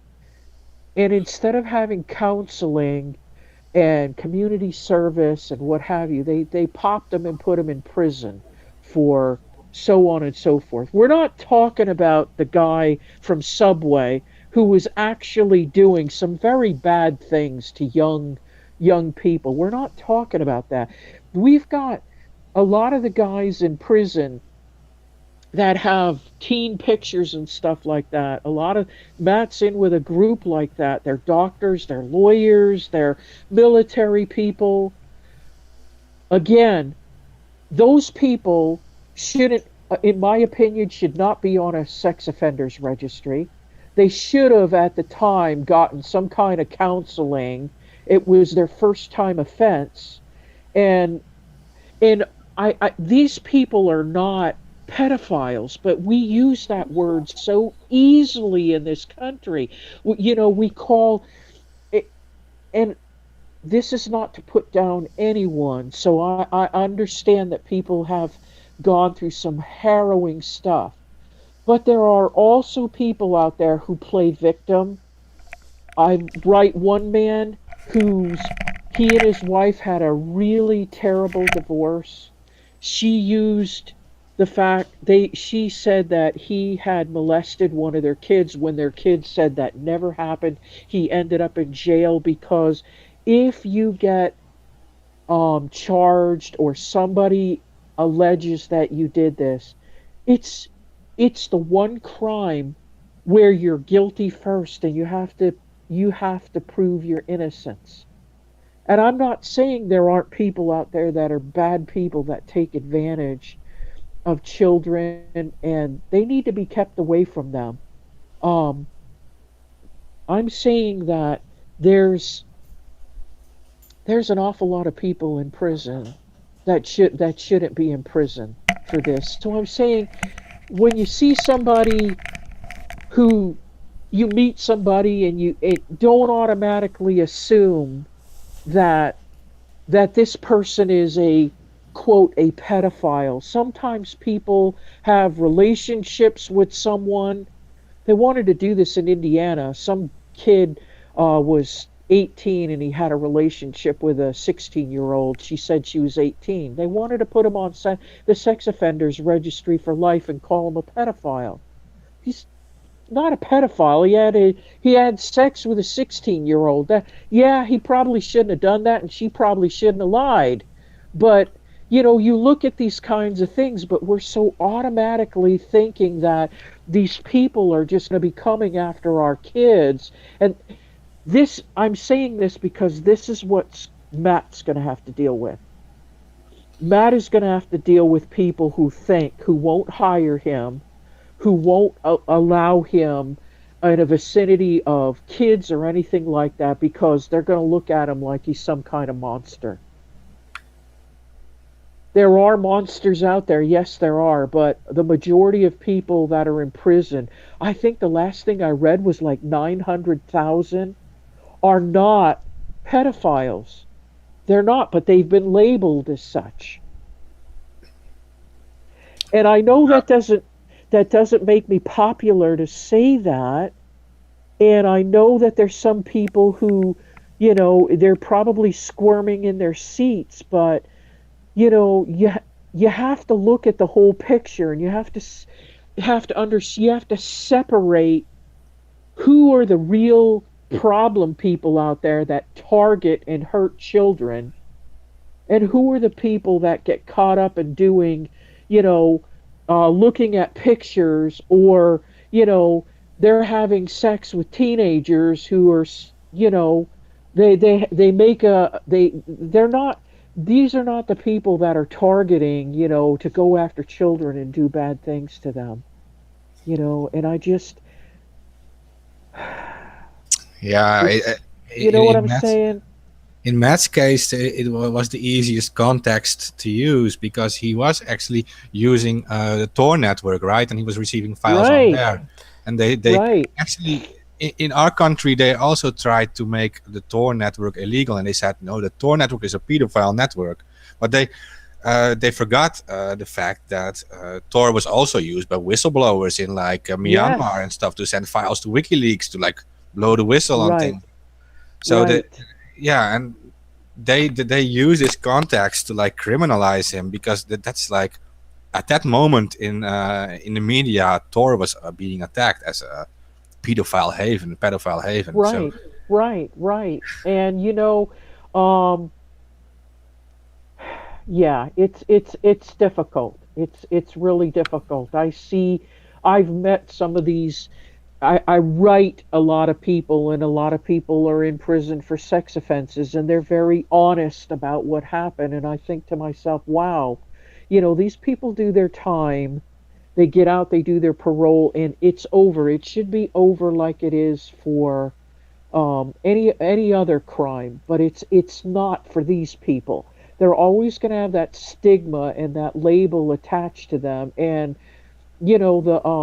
the sex offenders registry is a horrible, horrible, unconstitutional Well, thing. you can't get off of Be, it. Yeah. and if I thought for one moment that our government was really interested in really protecting children, I'd have a different thought about it. But we know that's not the case. They're not out to protect children, not at all. I mean, you just look what's going on, and so it's just another tool. It's just another tool, because what it does is it creates businesses for you can have monitoring bracelets, and you can have all kinds of stuff, so there's all kinds of businesses that mhm. rise up. And the worst thing that ever happened in this country is when they made it public for everybody to go on and see, who's the quote pedophile living in your neighborhood. When in all instance, I know a young man, he had to take a plea, he had to go on the sex offenders registry because he slept with his 17-year-old girlfriend, and he was 18 at the time, and he ended up on the registry. And the horrible pain and stuff that he had to go through, because they could look on the registry or on the internet and say, oh, there's a pedophile living in our neighborhood. The kid is not a pedophile, he slept with his girlfriend. Big friggin' deal, but we're so afraid in this country. They make it like, I can't stand them, are the Law and Order series stuff, that propaganda garbage, where everybody out there is a criminal, and everybody, your next door neighbor is either looking to rob you, shoot you, or attack your kids. It's awful. And we buy into this stuff. We buy into it, and we've become we're not even a community anymore, because we're just so suspicious of each other. But that's my soapbox, and I'll step off of it. Yeah, but that is also something that's really going on in America. That is really a unique situation because they're actually popularizing crime on TV and stuff. I know Right, that whatever crime you're convicted of, like in most European countries, including my own, they won't even mention your full name. They like censor your name, only put like the first letter of the last name in, in like media and stuff. The right. privacy laws go against all that, and I think that is one of the big weaknesses in the United States at this moment. That there are very weak privacy laws at this moment. Yeah, Right, right. it could be changed. I mean, other Western countries, other yeah, I could say like democratic countries are protecting people. I mean, if you get a sentence for a crime. Let's say you did this crime, you get a sentence for it. After you're sentenced, then you're done with it, right? Like Right. you're sentenced. So, and even if they could like check up on you and stuff, that should be like even acceptable, but that could all be done in private. Like Right. you don't have to Right. be here. I don't know. And, they're popularizing it. I mean, they're monetizing it, like you say. Like they got companies selling these bracelets, yeah. And I think like in the American prison system, they're even having like the prisoners work for Right. some 80, companies, 80 and like, cent, they give them like they either work for nothing or they give them like 80 cents a day. It's fucking slave labor. yeah, Right. Yeah. Right. Right. There was a strike in a bunch of the prisons which didn't get really make it into the news, but that was going on for a long time. Well, that's not good news. We don't want to upset the American public if we put that on the news. I hear that so many times. Oh, we can't do that because that would just upset the American public. You Or know. a lot of the firefighters that have been out west that have been fighting the wildfires out there. I mean, literally putting their lives in danger, and they don't give them. Let's say you're a non-violent criminal, you were caught selling pot or something stupid like that. They don't take time off. You get zero point 0.8 cents to try to help your community. Right. And it's about education because to help people to understand why people are going to prison and what the prison system is all about. Um, because people are still in that law and order mindset, where the police are the good guys. And are there some decent cops? Yeah, there are. But in general, the police are supposed to be the good guys. The prosecutor, which is the biggest joke of all, is supposed to be the good guy, and you got these, pathetic defense lawyers, and we got to protect people from, all of these criminals. That's why they're all in prison. We have to get out of that kind of mindset because that's not the way it is. And like you said, most of the people in prison are non-violent offenders. You know what's funny is that they call them when you call and you get a call from they call it a correctional facility or rehabilitation facility. But I can tell you from being in and out of this system that there is almost no rehabilitation, almost no services that are offered to you. And if there are, you gotta literally fight your way to get these kind of services. Like the prison system is a fucking joke, and I think everybody in the United States knows it. You know.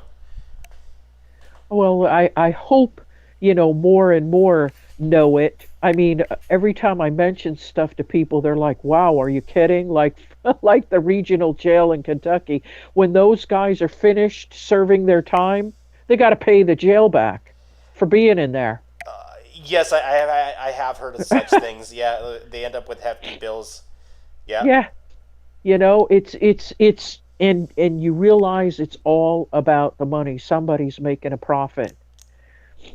Somebody's making a profit somewhere. It's all about the money. Or they're But protect, or they're trying to protect profit, trying to protect their interests. right, yeah. right. Dollars were being used for certain things, or to make certain people money, or to do certain dirty jobs and all of that stuff everywhere. you'd be unhappy. You wouldn't want your tax dollars to go to it, and they'd like to keep all of that from getting out. Right. I got someone asking a question. A Dutch unknown, or Belgian, by the way. She asks, how can people still financially support you guys? Is there still a link to do this? Sure. Matt has a PayPal account attached to my PayPal. I believe even Courage still has the link up for that. I think that's awfully sweet. That's very sweet. Anyone who wants to do that, I won't say no. It would be very helpful. Can get in touch with me on my Twitter, which is Leann02, um, and I'll share the best way to do that. But don't feel obligated, But if you something you want to do, that would be wonderfully appreciated. And people can send him commissary money directly through the prison system, right? Yes, usually you have to do that through Western Union, and that can be mailed in to the DC lockbox. There's an address on the prison site for that, or you can go through Western Union, which is what I do every month for Matt. As he has to pay for all of his telephone calls and his stamps and everything like that. So we usually try to help him fund that, so we can at least have some telephone calls with my son. So yes, all that to say yes, you can send On hand. Terrence, sorry, I lost you. What'd you say? I'm sorry. Have his identification number for anybody that wants. His identification number Oh yeah, the prison ID number. is it would be his first and last name, and then his prison ID number, which is 06813-036, is his inmate number. Perhaps it's fastest if people just get into touch with you, then they will. Right. I don't have a problem, sending out that information. I think I'm not sure if that's on Matt's Twitter site or not. His the information, but that's pretty easy to send.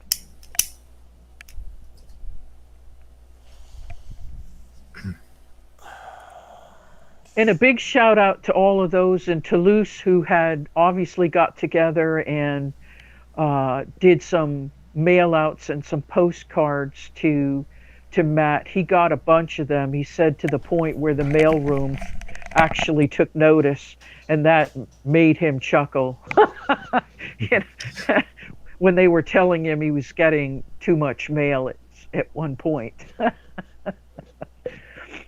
Yeah, I mean, that must give him hope. I mean, so much support from the community, from activists. Right. That's it. It's one little. I try to tell people that sometimes it's just a card or a postcard, and this is to anybody in prison. It's a link that says, I still believe in you. I realize you're a human being, and I'm connecting with you. And it's the physical, form of saying I care about you. I love you, and I do. All the guys that I write in prison, I do. I love them, and I hope for the very best for all of them. Some of them are political, and some of them are not. They're nobody would know them, except for me, and they're just great people.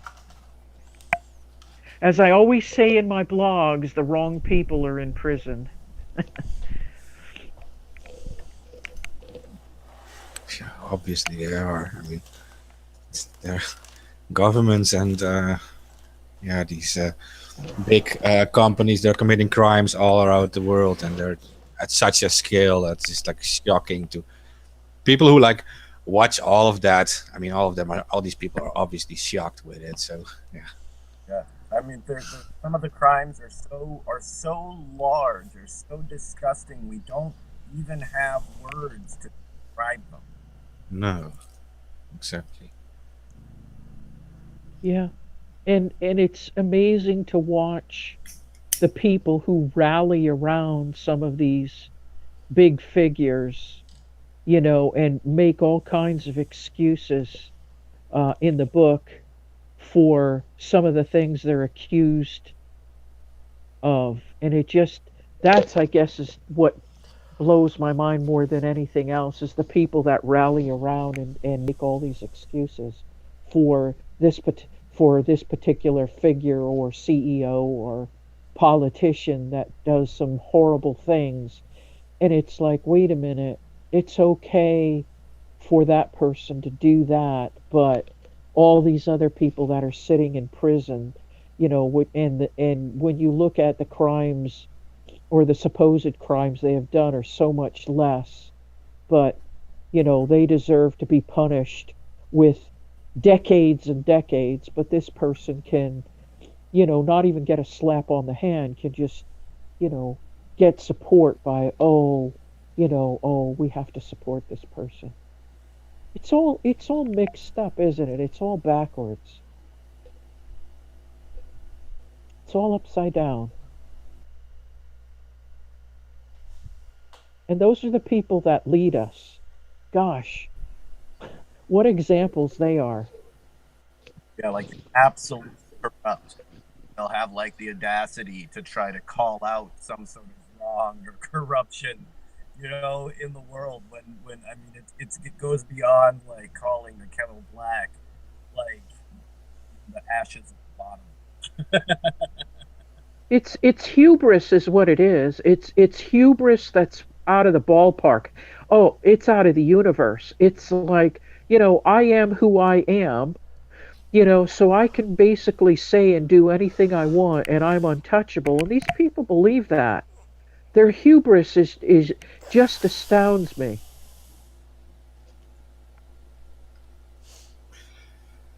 But of course our government is full of those kind of people. Yeah, they got these government structures or these company structures protecting them, and it usually only causes them to be replaced. And it functions as like a big shield against being prosecuted. Right, right.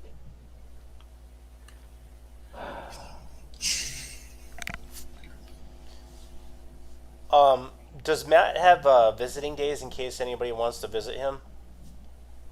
Well, here's the nothing's ever simple. It's always complicated. Yeah. Here's the deal about, and I believe this is for all federal prisons.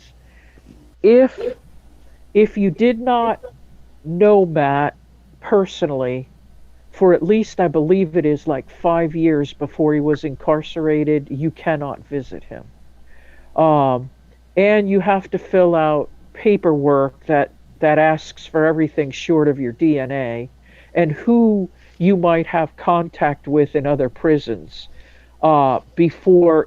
Let's just say you meet those qualifications and you knew Matt, you'd have to fill out paperwork and then you'd have to be approved. Paul and I had to fill out paperwork, and I actually had to put down all of the people that I write in prison uh, before they would approve me to go see my own son. So that's the story. It's not easy to go and visit federal prisoners.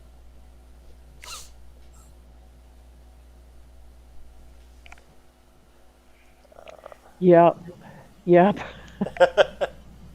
Yeah, again, it's shocking. Like, yeah, so what can we do? We Oh can yeah, well, at least he can receive the cards then. So if you want to communicate with him, then send him a postcard. But there were also rules for that, right? I mean, it can no longer be colored cards. And yeah. I think postcards. I'm thinking postcards in color might be okay. If you're not sure, try to get black and white. But if you're sending greeting cards, they have to be black and white. Otherwise, a letter is fine. And if you send your favorite magazine or something like that has to be in a white envelope. I made the mistake of sending him a bunch of stuff in an actual postal. It was from the post office envelope. It wasn't white. Spent $11 doing it, and it was promptly returned to me because it said on there, not white envelope, even though it was a postal envelope. So I had to take it out, buy a white envelope, put it back in, and mail it. I can tell you I would be rich 10 times over for all the money I've spent um, over the last several years, while my son's been in prison. So um, that and he does write back. He's very good about if he gets a letter from you, if you want to be written back, he will write you back. He's very good about that.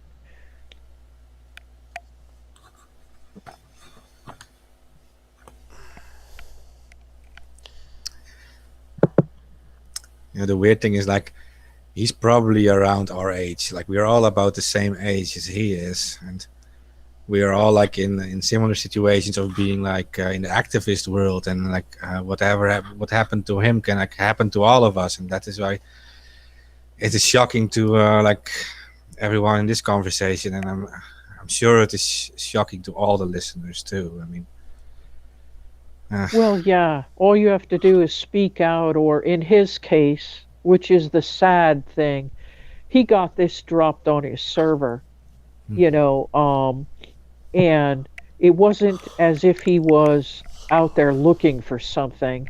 Uh, this got dropped on his server, and he's paying a really, really, really high price for it. And I'm not saying that he would have turned and run and not have helped the person. I'm not saying that at all. He wasn't actually given the opportunity because things were taken from him unlawfully. That stuff that he had is ours. They have no legal right to have it. Um, but they do, and it's sad to think you would torture a person and put him in prison and smear his name because of some evil crap you did. mhm. That just lets you know the kind of people that I have a real hard time. I mean, I know not everybody in certain organizations and agencies are bad people, but I would say the top administrations of these are filled with some very nasty monsters. And when people just give lip service that, or rather they just believe that these are all decent people out trying to protect us, that just kind of sends shivers up my spine and puts a real bad nasty feeling in my stomach, because I know that is not the case. I know that's not the case. No, and that's easy to prove too because they are they're following all these different protocols to like treat people in certain ways, and they are dehumanizing people from the top. They're treating them as numbers, and they have to follow certain protocols, and they can't even have emotions when dealing with people. So these people are at the top doing this. They're pretty emotionless. It's like Well, you think our black sites and Guantanamo and all these places, yeah, absolutely. yeah, Absolutely.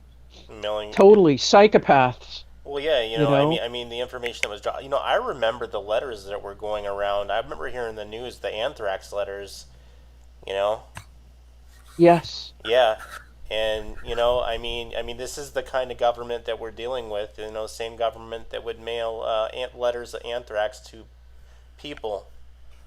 You know, Right. And kill your own somebody's grandmother just to start a war, yeah. you know?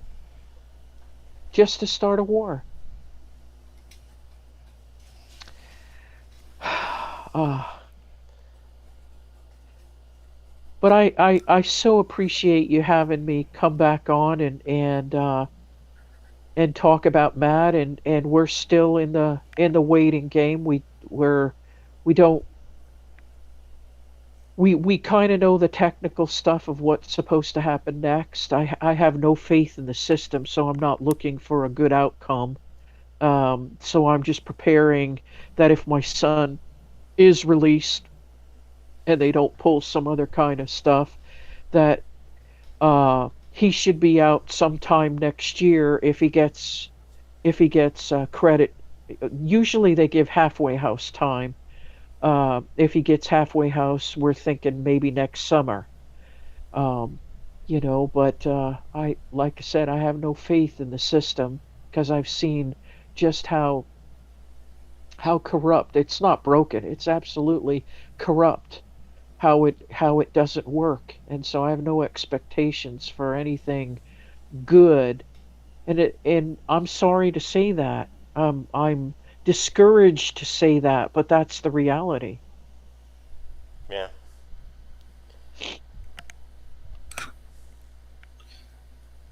So we just take what we get and we try to work around it and do the best we can.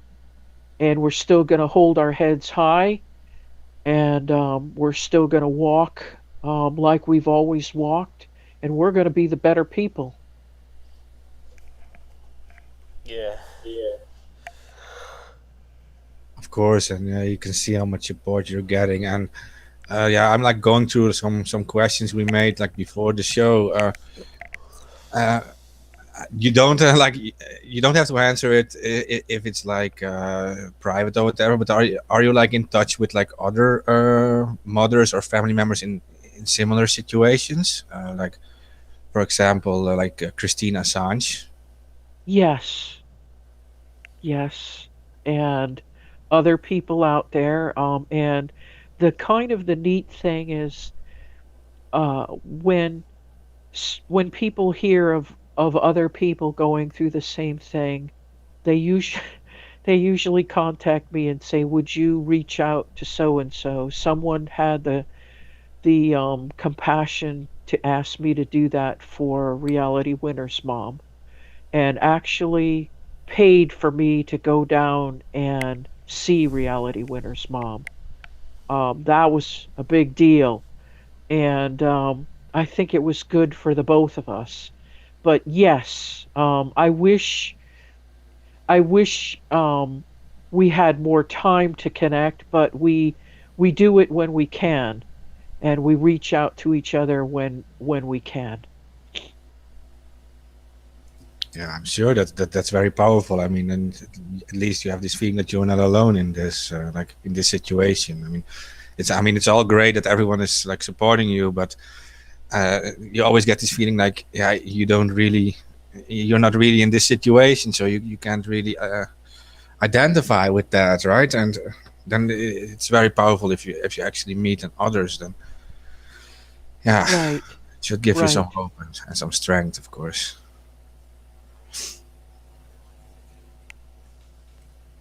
And it does, and I appreciate people, thinking about that. And there's a lot of people in the community. They may not have loved ones in prison, but they've been through it themselves, or they're involved in, fighting the good fight, and I understand that. And they're very caring and very sympathetic.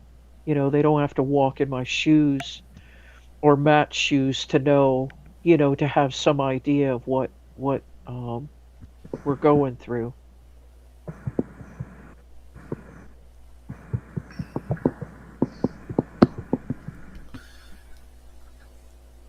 There's some typing going on there in the background. Let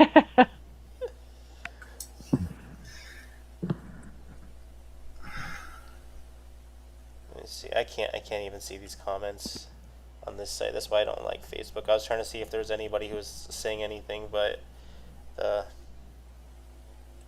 is anybody saying anything on YouTube, John? We covered most of it. A lot of people, of course, offering their support, and yeah, I would just like repeat to all of them that they can actually follow Leann on Twitter at Leann02. So that's the numbers, a zero and a two.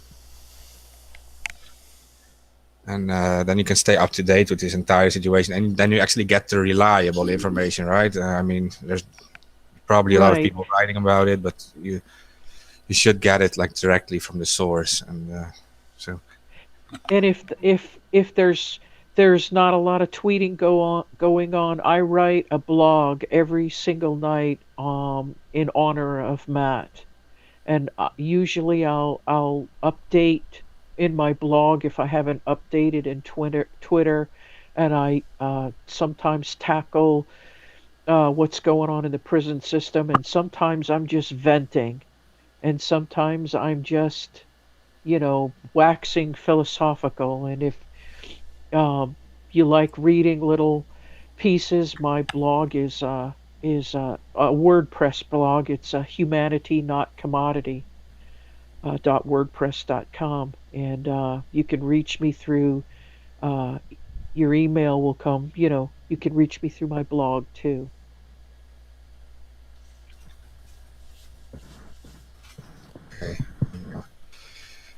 to make sure that your blog is also like posted below the streams, and then people can click it more easily. And I appreciate feedback. I don't have all the answers, and I'm certainly not a perfect person. And there's some things that people can agree with or disagree with, but I would certainly enjoy the conversation. I'm a pretty open person, so.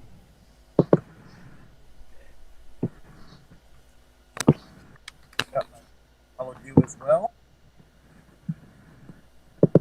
Was that Terrence?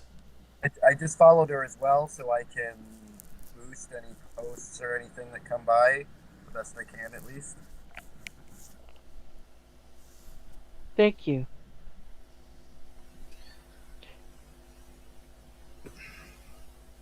How long Gosh, do I we can't. have? How long do we have? I can't. About 15 minutes. I can't believe how quickly the time has gone by. Yeah, it's been almost Yeah. 2 hours and 15 minutes. Yeah, there's so much to talk about too, and it's like an easy conversation with you, Leann. Well, thank you. You guys too. I appreciate it. I really do. That's why I love chatting with you guys because you make me feel very comfortable, and I'm sometimes maybe talk a little too much, but thank you for putting up with me. I appreciate it. Oh, never. And to be honest, it's always a pleasure. Like, we're honored that you guys to even have the opportunity to keep getting the word out and make sure that people's voices are heard and their stories are told. Um, we really thank you for coming on and supporting all of it. Yeah, it really is on our side. We're always honored to let anyone help us around us. That's what makes Anonymous so different. Is there's no I. There's only the we, and I really like that. Well, I'm terribly honored, and a big shout out and hugs and love to all the people out there that support. Whether you make yourself known or not, I can feel it. And those who pop in every now and then just to say, how's Matt? I'm thinking about you. That really means a lot, and I appreciate that. It's a good feeling not to feel like you're all alone out here, and I know I'm not. So that's wonderful. Yeah, and I also want to make sure that you know that whenever there is something important that you really want to like release to the public, you can always use this outlet to do it. Like we'll always be honored to have you on. So just so Well, you know. thank you. Thank you. I appreciate that very much. Very much.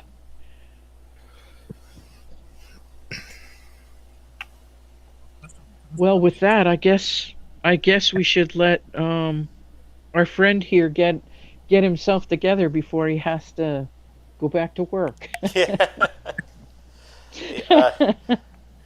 uh, yeah, I guess we could do that. We'll roll out with the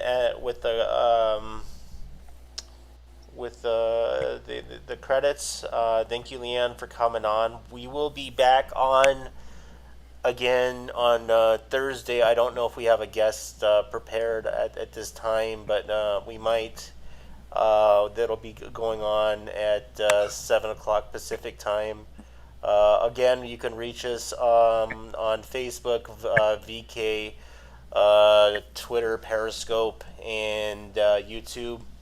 And God, what else are we on? We are everywhere.